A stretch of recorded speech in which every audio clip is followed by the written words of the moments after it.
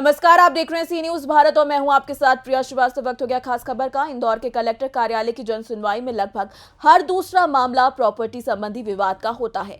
इन दिनों इंदौर के सिंहासा जमीन विवाद काफी चर्चा में, जिसे लेकर दो पक्ष लगातार प्रेस वार्ता कर रहे हैं और एक दूसरे पर आरोप प्रत्यारोप लगा रहे हैं। इस मामले में बुधवार को इंदौर के रीगल स्क्वायर स्थित इंडियन कॉफी हाउस में रहीम खान द्वारा प्रेस वार्ता की गई और उनके द्वारा शाकिर सेरी और जफरुल्ला पर आरोप लगाए गए। आयोजित प्रेस वार्ता में रहीम खान ने जमीन के वास्तविक मालिकों के साथ उपस्थित होकर 2 दिन पूर्व प्रेस वार्ता करने वाले शाकिर शेरी पर गंभीर आरोप लगाए हैं। वहीं रहीम खान द्वारा कहा गया कि इस जमीन के वास्तविक मालिक हैं और जफरुल्ला नामक व्यक्ति मात्र 4 बीघा जमीन का मालिक है। ये कॉन्फ्रेंस हमने सिंहासा की 50 बीघा जमीन पे, जिस पर कुछ तथाकथित लोग हमारी ज़मीन को विवादित करना चाहते हैं, उसको लेकर हमने ली है। एक शाकिर शेरी नामक व्यक्ति और एक सर्वधर्म संघ का अध्यक्ष मंजूर बेग नामक व्यक्ति, इन दोनों ने अभी कोई एक जो है 2 दिन पहले आप मीडिया कर्मियों के समक्ष इसने कोई एक वीडियो वार्ता रखी है, कॉन्फ्रेंस वार्ता रखी है। कोई जफरुल्ला नामक व्यक्ति के बारे में इन लोगों ने वीडियो आपके सामने पेश करी है, जबकि आप वो वीडियो आपके पास मौजूद है। आप देखिए उस वीडियो को, स्क्रिप्ट लिखी हुई इनके द्वारा दी गई और वो स्क्रिप्ट को पढ़ के बोल रहे हैं। अगर वास्तविक स्क्रिप्ट में जब उसमें कोई सच्चाई होती घटना में, तो भाई उसको लिख के पढ़ने की ज़रूरत क्या थी। अच्छा, फिर उनकी आधी बात की भाषा कुछ और थी जितनी स्क्रिप्ट थी, और उसके बाद वो जनरल लैंग्वेज भाषा में बात करने लग गए। आप लोगों ने सुना होगा और आप सुन लो उसको। तो यही ये बात बताती है कि इनका इस ज़मीन से दूर दूर तक कोई लेना देना नहीं है।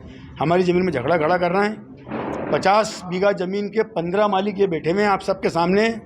एक एक इंसान के हिस्से में 3.5 सवा 3 बीघा ज़मीन आती है। जफरुल्ला जो है वो अपनी हिस्से की 3.5 बीघा ज़मीन 3 अलग अलग लोगों को, एक ज़मीन 3 लोगों को बेच चुके हैं और करीब 12-15 करोड़ रुपए लेकर यहाँ से फरार हैं। उनके खिलाफ जिन जिन लोगों ने शिकायत करी है, पुलिस ने इस पूरे घटना की वैधानिक जाँच की है। जाँच करने के बाद जोन क्रमांक 4 के डीसीपी साहब ने जफरुल्ला को इस घटना में जो है लिप्त पाया गया और इसको जो है इसके खिलाफ गंभीर धाराओं के अंदर मामला दर्ज करने के लिए, FIR दर्ज करने के लिए आदेश पारित कर दिए। जैसे ही जफरुल्ला को इस बात की भनक लगी, वैसे ही यहाँ से फरार हो गया और कम से कम 13 से 15 करोड़ रुपए लेके गया हो। 10 करोड़ रुपए जफरुल्ला को मैंने खुद ने दिए हैं, चेक से दिए और नकद दिए, और इन सब लोगों के सामने दिए हैं। इन्होंने इनके हाथ से गिन के पैसे दिए। ये जो 50 बीघा जमीन है, क्या जफरुल्ला के अकेले की नहीं है? सवाल ही नहीं उठता भैया। ये लो, ये सब देखो, ये 15 बीघा जमीन के मालिक जो हैं वो हैं नफीसा बी, बेवा, करामतुल्ला, समीउल्ला, सनाउल्ला, अताउल्ला, अब्दुल्ला, रुकैया भी, पिता करामतुल्ला। ये 15 बीघा जमीन के मालिक हैं, 6 लोग। फिर अकीला भी, बेवा इज्जतुल्ला, श्रीमती सबीना भी, पिता इज्जतुल्ला, जहीर खान, सुश्री अफसर भी, पिता स्वर्गीय इज्जतुल्ला। 4 लोग इसके अंदर है। 15 बीघा जमीन ये है। आप जिन लोगों के नाम ले रहे हैं, आपने कहाँ का शिकायत करी? सब बता रहा हूँ। उसके बाद 20 बीघा जमीन के अंदर जफरुल्ला, अजमतुल्ला, फरजाना भी, सहाना भी और मलका भी, पिता बरकतुल्ला। ये पैतृक संपत्ति है। कोई जफरुल्ला की निजी खरीदी भी नहीं है कि वो खुद अकेले मालिक होंगे।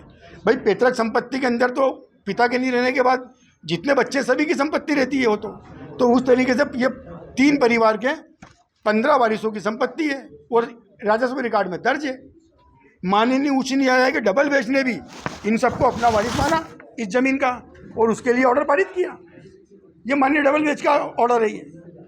अब मैं इससे ऊपर तो कुछ बोल ही नहीं सकता हूँ। अभी मंजूर बेग का क्या रोल आ रहा है? मंजूर बेग इस पूरी ज़मीन के अंदर, हमारी ज़मीन के अंदर आड़ीबाजी करके शाकिर सेरी और मंजूर बेग ये दोनों करके ये मुझसे रुपए मांग रहे हैं। कितने रुपए? 1 करोड़ रुपए की मांग करी इन लोगों ने मेरे से। मंजूर बेग, शाकिर सेरी और मंजूर बेग दोनों ने। शाकिर सेरी पूर्व से कर रहा है, मंजूर बेग 27 तारीख को इस पिक्चर में आए हैं, 27 अक्टूबर को। आपको किसी प्रकार की धमकियां नहीं? बहुत तरीके से धमकी दे रहा है। बोला बहुत ताकतवर आदमी है, बड़े बड़े नेताओं से जुड़े हुए हैं और इस केस में बंद करवा देंगे, उस केस में बंद करवा देंगे। तो मेरा कहना यह है कि जिस केस में तुम मुझे बंद करवा सकते हो करा दो। मैं झूठ के आगे कभी समर्पण नहीं कर सकता। वर्तमान में इस जमीन पर किसका कब्जा है? इन सब लोगों का कब्जा है। ये लो, ये सब फोटो खेती, ये रोज। अभी चलो आप सब पूरे मीडिया कर्मियों को साथ में लेके चलता हूँ मैं। ये आप फोटो देखिए। जफरुल्ला इन्हीं के परिवार का व्यक्ति? जफरुल्ला इन्हीं के परिवार का व्यक्ति है और इन सब लोगों की संपत्ति 14 लोगों की खुद हड़प करना चाहता है। जफरुल्लाह दुबई में बैठ के अपना वीडियो भेजा है, क्या फरारी काट रहे हैं वहाँ पे? फरारी काट रहे हैं वहाँ पे। ये देखो ना भाई, मेरी बात को तो झूठ, आप झूठ मानो, आप सच तो ये पेपर को मानो, ये एविडेंस समझ लोगे। 1 मिनट के लिए मैं झूठ बोल रहा हूँ भाई। ये देखो, पुलिस ने जो है जोन क्रमांक 4 के डीसीपी साहब ने जब उनके खिलाफ ऑर्डर जारी कर दिया, आदेश पारित कर दिया कि इनके खिलाफ गंभीर धाराओं में मामला कायम किया जाए, क्योंकि इनने 3 लोगों के साथ धोखाधड़ी करी है। जैसी भनक लगी वो यहाँ से फरार हो गए। ये मानहानि का जो नोटिस एक दूसरे ये मेरे पास मानहानि का अभी तक किसी ने कोई नोटिस नहीं दिया, उल्टा मैंने इनको दिया क्योंकि मैं व्यापारी हूँ। जिस अंतिम और आखिरी है, आप मीडिया कर्मियों से भी विनम्र निवेदन है कि अगर इस मामले को लेकर आगे कोई पत्रकार वार्ता करे तो भाई इससे पेपर ज़्यादा हमारे पास कुछ हो नहीं सकते हैं। 3 घंटे बाद वो भी एक प्रेस कॉन्फ्रेंस आन दो, बिल्कुल लेने दो, कोई दिक्कत नहीं है। लेकिन ये माननीय उच्च न्यायालय के डबल बेंच के ऑर्डर के ऊपर तो मैं तो नहीं जा सकता हूँ यार भैया। वो जा सकते हो तो जाएं, मुझे नहीं जाना है यार। मैं तो न्यायालय के फैसले का और आप मीडिया कर्मियों का बहुत सम्मान करता हूँ। एक तरफ से पहले आपने शुरुआत करी, नहीं, गलत किसने बोला मैंने करी? इंदौर से सी न्यूज संवाददाता अंकित खरे की रिपोर्ट। फिलहाल इस खास खबर में इतना ही। देश दुनिया की बाकी और खबरों के लिए आप बने रहिए सी न्यूज भारत के साथ।